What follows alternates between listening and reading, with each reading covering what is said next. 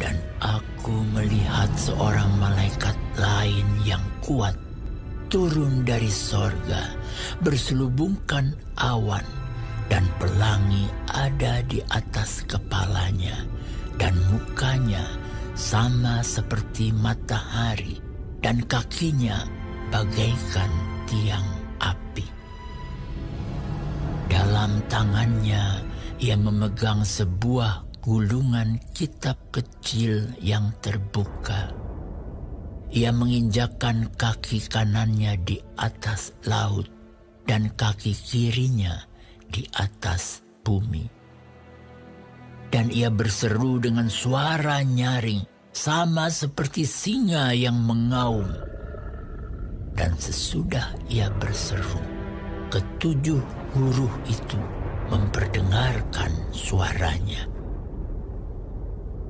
Dan sesudah ketujuh guru itu selesai berbicara, aku mau menuliskannya, tetapi aku mendengar suatu suara dari sorga berkata, "Meteraikanlah apa yang dikatakan oleh ketujuh guru itu, dan janganlah engkau menuliskannya." Dan malaikat yang kulihat berdiri di atas laut dan di atas bumi mengangkat tangan kanannya ke langit. Dan ia bersumpah demi Dia yang hidup selama-lamanya, yang telah menciptakan langit dan segala isinya, dan bumi dan segala isinya, dan laut dan segala isinya. Katanya, "Tidak akan ada penundaan lagi. Tetapi pada waktu bunyi sangkakala dari malaikat yang ketujuh, yaitu apabila ia meniup sangkakalanya, maka akan genaplah keputusan rahasia Allah, seperti yang telah ia beritakan kepada hamba-hambanya, yaitu para nabi." dan suara yang telah kudengar dari langit itu berkata pula kepadaku, katanya, "Pergilah, ambillah gulungan kitab yang terbuka di tangan malaikat, yang berdiri di atas laut dan di atas bumi itu." Lalu aku pergi kepada malaikat itu dan meminta kepadanya supaya ia memberikan gulungan kitab itu kepadaku. Katanya kepadaku, "Ambillah dan makanlah dia. Ia akan membuat perutmu terasa pahit, tetapi di dalam mulutmu ia akan terasa manis seperti madu." Lalu aku mengambil kitab itu dari tangan malaikat itu dan memakannya.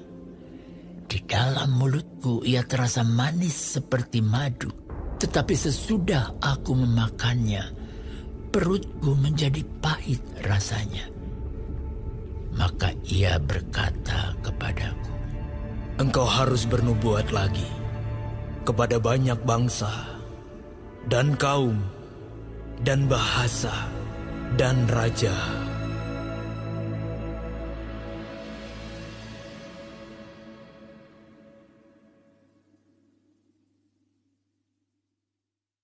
Shalom semua jemaat Tuhan.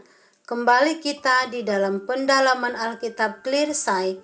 Sekarang kita sudah memasuki kitab Wahyu 10. Tuhan Yesus memberkati. Bernubuat bagi banyak bangsa, kaum, bahasa, dan raja adalah tugas yang harus dilakukan oleh Yohanes setelah menyaksikan semua peristiwa menjelang ditiupnya sangkakala yang ketujuh. Di ayat 1 dikatakan, "Dan aku melihat seorang malaikat lain yang kuat turun dari sorga, berselubungkan awan, dan pelangi ada di atas kepalanya, dan mukanya sama seperti matahari, dan kakinya bagaikan tiang api." Kitab yang dibuka oleh singa dari Yehuda ini kini dibawa malaikat itu turun ke bumi. Kitab yang berisi keselamatan dan hukuman Tuhan, kini Yohanes harus memakannya. Dampaknya, Yohanes merasakan manis dan pahitnya firman itu.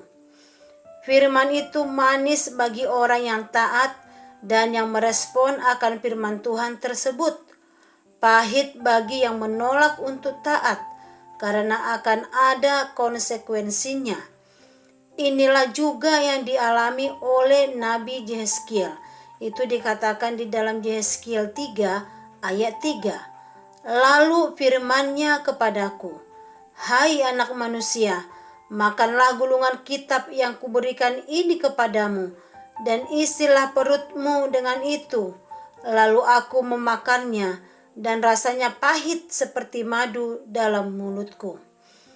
Nabi sejati Tuhan itu harus menerima firman itu bagi dirinya terlebih dahulu, baru ia beritakan.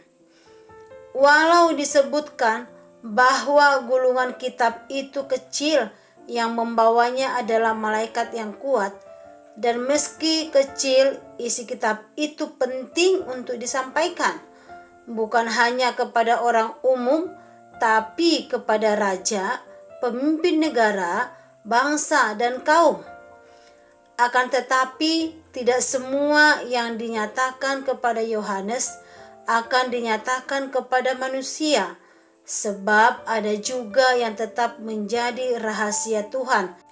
Dikatakan di dalam ayat 4, "Dan sesudah ketujuh guru itu selesai berbicara, aku mau menuliskannya, tetapi aku mendengar suatu suara dari surga berkata, 'Materaikanlah apa yang dikatakan oleh ketujuh guru itu, dan janganlah engkau menuliskannya.'"